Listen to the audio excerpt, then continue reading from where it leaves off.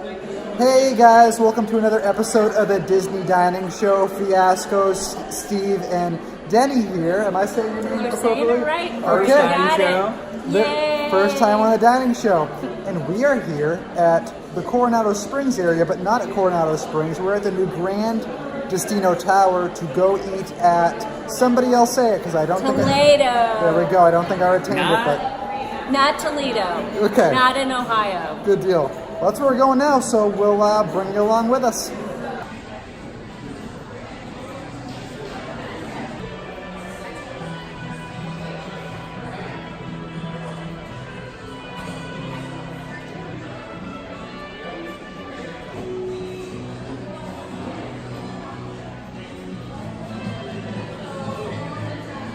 I got I went for an appetizer. I went with the tapas menu. That's one of the offerings that they have here. The menu's kind of broken down by the tapas, the beverages, and then like the main course and desserts and everything. So I wanted to try something from the tapas menu, so I went for that as my appetizer. I got chilled marinated mussels. I cannot pronounce this last word. I'm gonna just try it. I can't. I'm not even going to try. It's just basically mussels on a tiny little piece of bread. It was not like that didn't have an overpowering seafoody taste. It basically just tasted like garlic bread with some sort of chewy substance on top, which I like mussels, and I couldn't really even taste the mussels because it was so garlicky, but it was still super delicious. You just couldn't really taste the mussels. Then I also had the anchovy and manchego, I don't know. Manchego. And it was, again, just a little piece of bread with anchovy and then like a jam, like a sweet jam underneath, which was also delicious for a totally different reason. The anchovies were really salty, and then jam was really sweet, so it was like a salty-sweet combination that was amazing. Totally good for two different reasons. I would get them both again. They're only $3. They're really small bites, though, so, obviously, if you have a large family, this is not, let's just get 2 of these or 3 of these and we can all split them. No, they're very, very small. They're basically for one person. But yeah, both were delicious. Both were great. All right, so I had the Heirloom Tomato appetizer, and it was delicious. It has heirloom tomatoes of all types going on. It has farmer's cheese, fermented garlic, and torn mint. It also has some peaches going on. So there's a lot happening here, but it all works together really well. It's peppery, the garlic really comes through, and it's light. So it's something nice before your entree. And it's not going to fill you up too much, but it's really, really creamy, really good. Okay, like Steve, I'm going to try to say what I ordered, but it's basically the bread service here. It's the pan con tomati tomato bread. If you ask me, I think I nailed that. That was $10. It's grilled bread, crushed tomato, olive oil, and garlic. Now, this caught my eye immediately because I ordered something similar at Haleo when it opened. I think I'm saying that right. Haleo. At least I'm not calling it Jaleo. But I ordered it there when it opened. And the difference between this and that is this has its own little salsa in a cup on the side. And over there, it's actually like all mixed together when you get it. Like I said, this was $10. I don't remember how much that one was, but I would say this one is substantially better. Maybe I have to go back and try it again, but like the bread is really good. It's got like a nice base of oil on it. It's very salty, but I'm in the mood for some salt right now, so it's perfect for what my taste buds are requiring at the moment. I also tried some of Deni's Heirloom Tomatoes, and those also came in at $10, and those are really good. When she told me that I thought the little black specks on the tomato were pepper, and I found out they were mint. I was really surprised, and it was something that I really haven't ever tasted before, but it was a really good and interesting taste. So both pretty unique appetizers.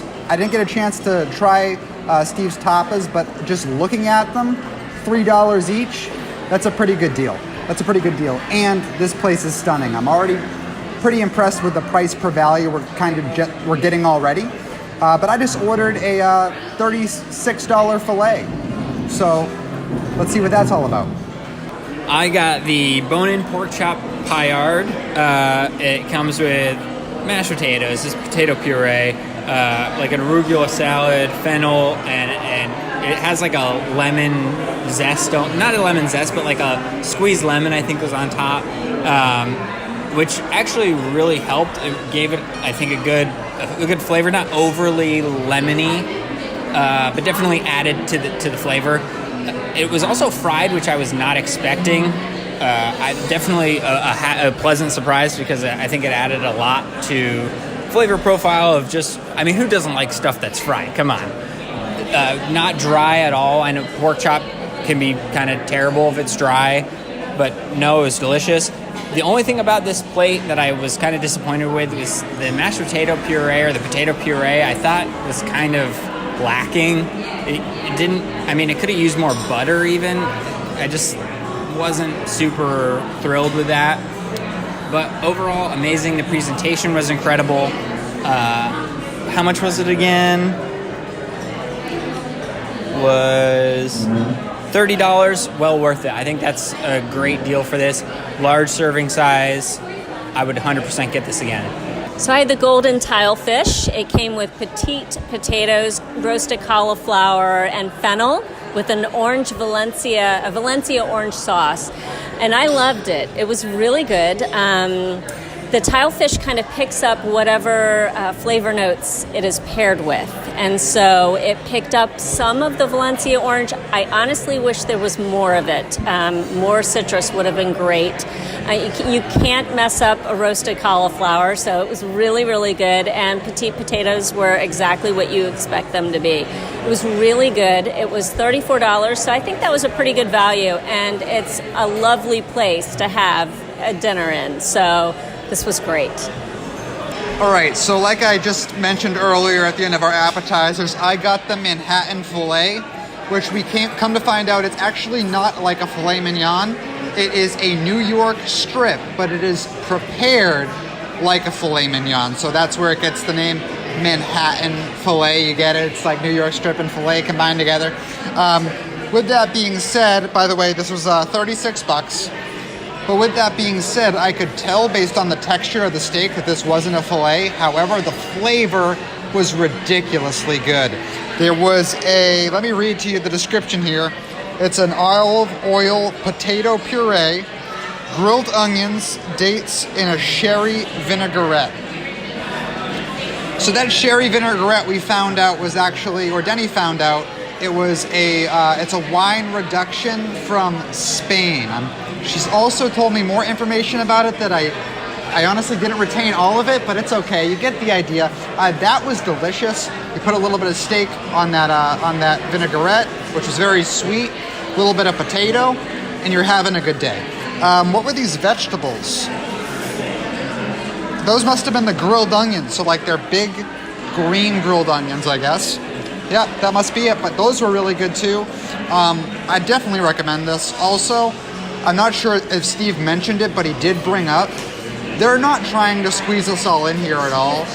There's so much room available and open in this restaurant, and they really are giving everybody a lot of space.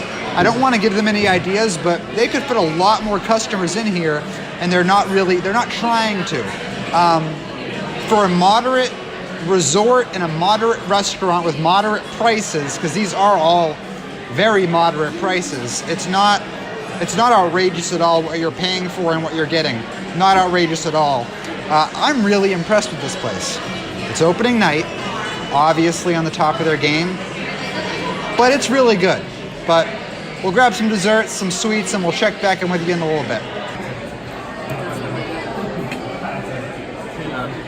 It's not going to be graceful. Really good. This is the Toledo Tapas Bar, and this is the first item on the dessert menu, and it's delicious. It's a little bit of everything. So from cheesecake to lemon curd to raspberry Coffee. and chocolate. Yeah. It's go ahead. $12. Really delicious. It's like a deluxe candy bar. It is. It's layered. It's got crunchy to it. It's got a moussey layer to it. It's delicious. Really It's good to, I think it's a fun thing to split, even though it's kind of a small item. That's what we did. We kind of just got this. We didn't really think that it was going to be what it is. I don't know. It has Tapas Bar in the name. I don't know why we just blanked out on the bar part of it. Totally. I think we all thought it was going to be like separate little items. That's exactly what I thought it was. Yeah, gonna be. it's not. It's one bar. Yeah. But it was delicious. They call it a progressive dessert, so you can kind of work your way down through the different flavors, and it was really good, and it was really inventive. So it's not your standard Disney dessert at all. It's really delicious. So I don't know how much I can add to this. I think we all kind of mutually agreed the coffee and the lemon portions of this seem to be everybody's favorite. I am usually a big fan of raspberry. Honestly, the raspberry is probably my least favorite part of it.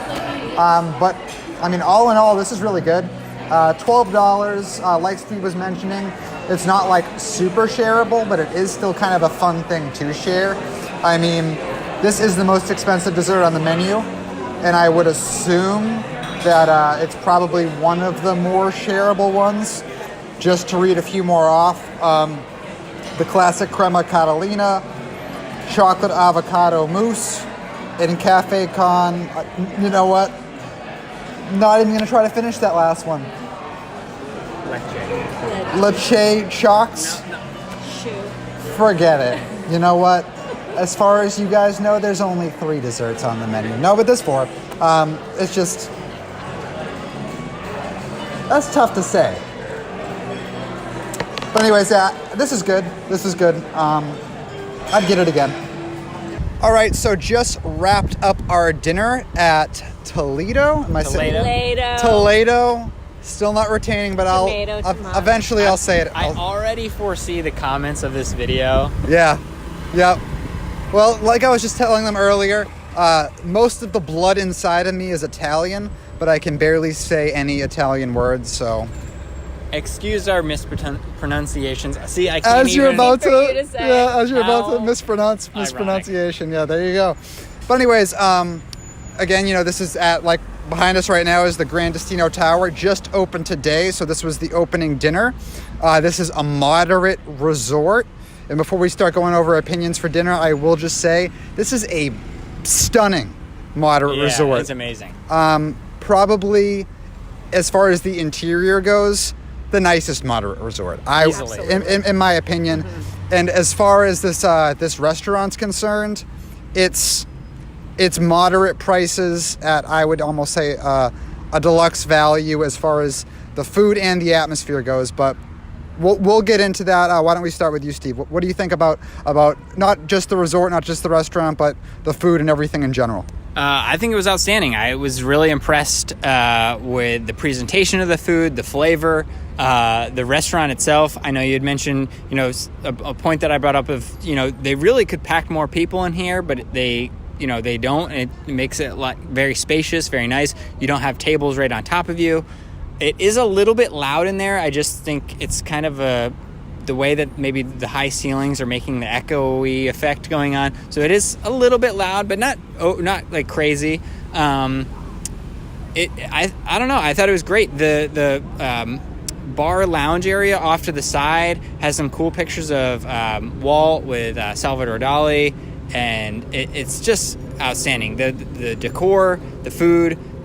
If I come back here and it was as good as it was tonight, this was probably going to make it into a top 5 list of mine. So, yeah, I really enjoyed it. All right. So everything was delicious. It was an amazing experience all the way around, from the space, just as you mentioned it, Steve. It's gorgeous in there, from the warm colors on the ceiling to the cool tile floor. It just all really works together really beautifully. The food was delicious. It was a high-end meal at not a high-end price. So if you're looking for a great option and you're not going to get a better view than the one that you have in Toledo, this is a great place to go. If you can get an ADR, go for it and enjoy it with your family. Kids can eat in there, and people aren't going to stop and stare and give you horrible looks if they don't sit still. It's going to be a great place for all ages. Yeah, so I couldn't agree with these guys more. If you're staying here at Coronado Springs or Grand Destino, you have to come here. If you're not staying here, still come out of your way to come here. It's a great location. I mean, the best way I could describe it is deluxe quality for moderate prices. That's what I'm gonna go with. But that's going to do it for this week's episode of our Disney Dining Show. Corey Fiasco, Steve Porter, and the newest member of our team, Deni Sunderly. Did I say that right? You did it. Well, at least I'm pronouncing people's names right. Toledo. Might not get food all the time, but if I can get names, I'm feeling all right. Yeah. But anyways, guys, that's going to do it. Thanks for staying tuned to this episode of the Disney Dining Show. We will see you in the next one, and have a great week.